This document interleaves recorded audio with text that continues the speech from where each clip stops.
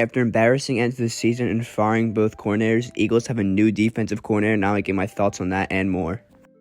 After Sean Desai and Matt Patricia both got fired, the Eagles hired former Dolphins defensive coordinator Vic Fangio to be the new DC. Fangio was actually supposed to be the Eagles' defensive coordinator last year, but Jonathan Gannon didn't tell the Eagles he was going to Arizona. So everyone thought he was going to stay with the Eagles, so that's why I went to the Dolphins.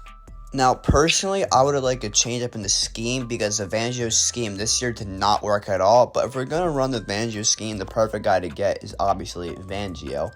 But I'd rather had a guy that changed the culture and shook it up.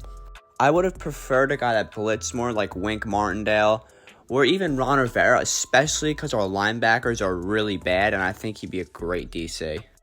The defense needs a lot of shakeups, and Howie Roseman's going to do just that in the offseason. With the firing of Sean Desai, Matt Patricia, and Brian Johnson, I also would have liked to see Sirianni go, but Lloyd liked his plan, but we're going to have to see him for at least one more year. But the firing of Brian Johnson is going to help this offense tremendously next year. Now, an OC name I've been hearing pop up in the news a lot is Cliff Kingsbury. And if you don't know who it is, he's former Cardinals head coach that got fired after the 2022 season. Now, even though he failed as a head coach, he might be better suited for a coordinator job, who knows. Now, in the offseason, the Eagles have to make huge changes to the scheme, which Sirianni says he's willing to do. But I don't know, he might have been like 6 games too late, 7 games too late. He was really late on that. Should have done it in the year. But the change is still a good move, because especially this scheme is so bland. Only ran 4 verticals and out routes the whole year. It's extremely frustrating to watch.